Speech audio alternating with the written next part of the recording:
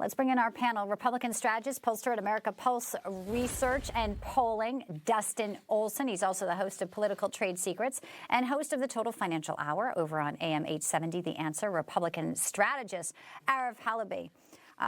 Let me guess, if you polled most Americans, Dustin, they'd be like, what is going on? No name on a driver's license. I mean, forget about first. There's so many things before we even get to that. You're illegal. You're a commercial driver.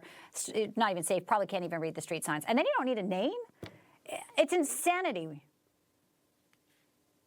Wanted to stop. And while inflation and other economic issues were part of what happened in 2024, it's clear to me, looking at the polling and the continued polling since then, that the number one issue that really won Donald Trump the presidency and gave Republicans control of both houses of Congress was the immigration issue. And it continues to be, in our polling and others, roughly about 60% of the country just rejects all of this kind of crazy illegal immigration type of policies. It's also why I heard Rick Gates earlier talking about the shutdown. He's right that this is, really bringing it back to the illegal immigration issue and having free healthcare for illegal immigrants. That's why Republicans are doing better in the shutdown battle currently. It just keeps coming up, and Democrats don't know when to stop digging a hole. No, and Mandami's in New York. You've got Congresswoman Stefanik, of course, if she's going to challenge Hochul for governor.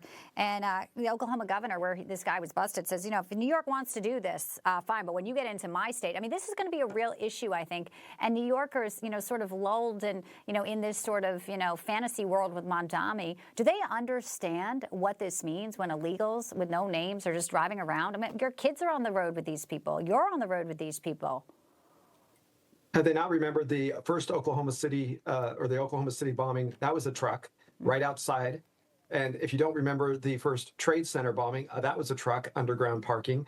All of these were trucks used as a weapon. There is no really checks and balances on using these vehicles to carry, transport nuclear material, if you will, or plutonium, et cetera. Some of that low-grade stuff that they expect to happen in a city anytime now. In other words, it's just something that we're waiting for to happen. Here's what's important. When I was a Los Angeles police officer, we would stop trucks, we would stop vehicles, and people would have their driver's license. Listen, in Los Angeles, you had a lot of tourists, so they would come with their driver's licenses from foreign countries, and we'd have to translate them or figure out if they were legitimate. But when you have truck drivers, they're responsible at a much higher level, understanding that these are literally weapons that are 10, 20, 50, 80,000 pounds driving down the highway. When something like that hits you, it's game over. Yeah, it really is. All right, so we know that that's going to be in some states, tackled. Beth Van Dyne told me today she's got this legislation that would stop it. Florida, obviously, is working on that as well. So, in Oklahoma, let's talk about what's going on in Memphis, because this is bubbling up. You had Defense Secretary Pete Hegseth, U.S. Attorney General Pam Bondi meeting with the governor in Tennessee, Bill Lee there. We know it has had dramatic rise in crime, one of the most dangerous cities in our nation. Bondi says the Memphis Safe Task Force made more than 50 arrests. That's in 2 days.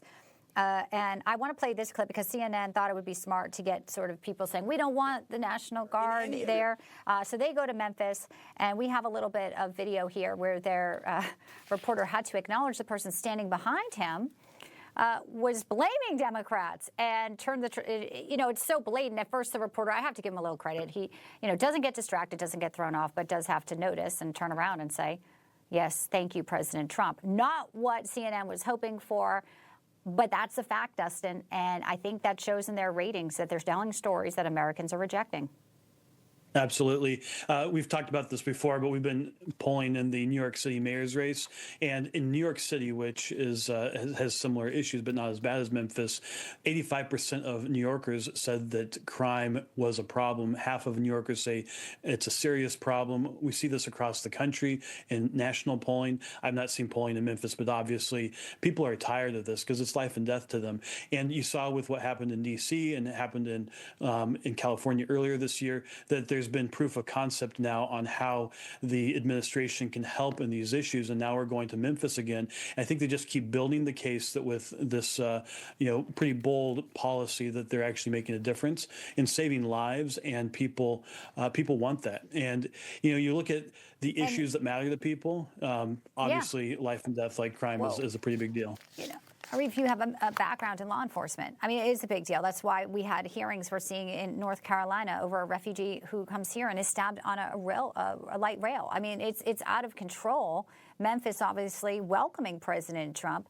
Are we going to see a repeat now, like D.C., where they're going to have no homicides? They're going to start seeing actually rapid, quickly safe streets? Because I'm sure they're praying for that. Well, I was in Memphis recently at the St. Jude Marathon. I had a family member run in the marathon. A beautiful place, home of St. Jude, which is an amazing facility, and other headquarters of corporations, because the state is very friendly. But businesses are leaving Memphis, which means jobs, which means normal everyday activity, and the support system that goes with that. The biggest issue is the military coming in is a deterrent. That's the very important part that is being missed. Why is it that we are okay with inner cities and just being degraded, just like Los Angeles, when you have a feckless, a worthless mayor like Karen Bass, or you have worthless mayors across, and governors like Pritzker in Chicago, the mayor? These folks don't understand that everyday people experience things different, and this is where it changes.